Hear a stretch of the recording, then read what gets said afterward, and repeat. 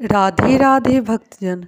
भगवत गीता के 10वें अध्याय से श्लोक 12 तथा 13 में बताया जा रहा है।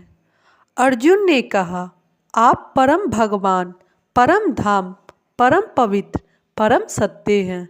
आप नित्य, दिव्य, आदि पुरुष, अजन्मा तथा महानतम हैं। नारद, असीत, देवल तथा व्यास जैसे ऋषि आपके इस सत्य की पुष्टि करते हैं और अब आप स्वयं भी मुझसे प्रकट कर रहे हैं। अब इस श्लोक का विस्तार में अध्ययन हुआ है।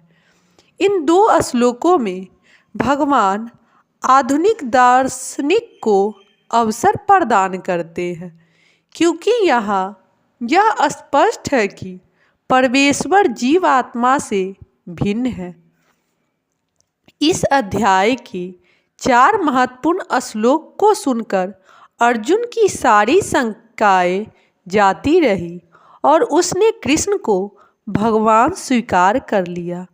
उसने तुरंत ही उद्घोष किया कि आप परम ब्रह्म हैं। इसके पूर्व कृष्ण कह चुके हैं कि वे प्रत्येक वस्तु तथा प्रत्येक प्राणी के आदि कारण हैं।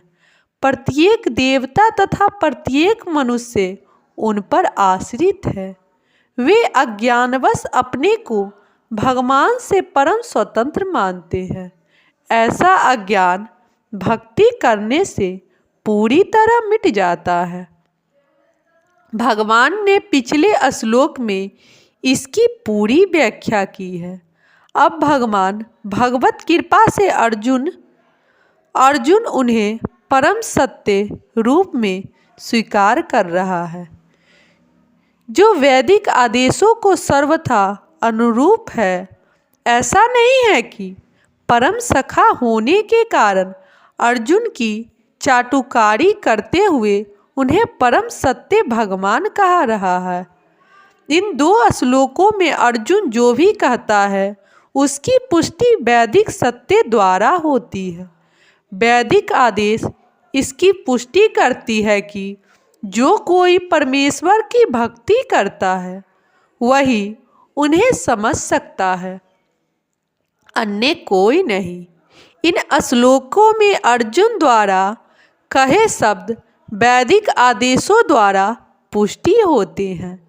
केन उपनिषद में कहा गया है कि परम ब्रह्म प्रत्येक वस्तु के आश्रय हैं और कृष्ण पहले ही कह चुके हैं कि सारी वस्तुएं उन्हीं पर आश्रित है। मुंडक उपनिषद में पुष्टि की गई है कि जिन परमेश्वर पर सब कुछ आश्रित है उन्हें उनके चिंतन में रत रहकर ही प्राप्त किया जा सकता है। कृष्ण का यह निरंतर चिंतन स्मरण है, जो भक्ति की 9 विधियों में से है। भक्त के द्वारा ही मनुष्य कृष्ण की स्थिति को समझ सकता है और इस भौतिक देह से छुटकारा पा सकता है। वेदों में परमेश्वर को परम पवित्र माना गया है। जो व्यक्ति कृष्ण को पवित्र मानता है वह समस्त पाप कर्मों से शुद्ध हो जाता है। भगवान की शरण में गए बिना पाप कर्मों की शुद्धि नहीं हो पाती। अर्जुन द्वारा कृष्ण को परम पवित्र मानना वेद सम्मत है।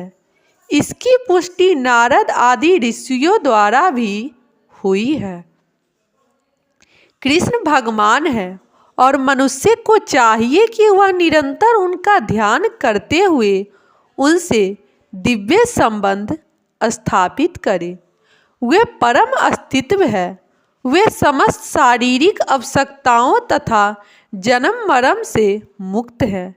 इसकी पुष्टि अर्जुन ही नहीं अपितु सारे वेद पुराण तथा इतिहास ग्रंथ कहते हैं।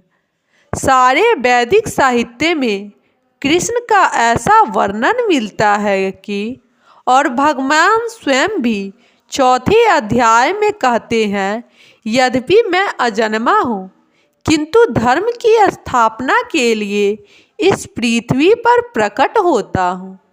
वे परम पुरुष है, उनका कोई कारण नहीं, क्योंकि वे समस्त कारणों के कारण है और सब कुछ उन्हीं से उद्भूत है। ऐसा पूर्ण ज्ञान केवल भगवत कृपा से प्राप्त होती है। यहाँ पर अर्जुन कृष्ण की कृपा से ही अपनी विचार व्यक्त करता है। यदि हम भगवत गीता को समझना चाहते हैं तो हमें इन दोनों श्लोकों के कथनों को स्वीकार करना होगा। यह परमात्मा प्रणाली कहलाती है, अर्थात गुरु परंपरा को मानना। परंपरा प्रणाली के बिना भगवत गीता को नहीं समझा जा सकता। यह तथाकथित विद्यालय शिक्षा द्वारा संभव नहीं है। दुर्भाग्यवश जिन्हें अपनी उच्च शिक्षा का घमंड है, वे वैदिक साहित्य के इतने प्रमाणों के होते हुए भी अपने इस दुराग्रह पर अड़े रहते हैं कि कृष्ण एक सामान्य व्यक्ति है। राधे राधे भक्तजन।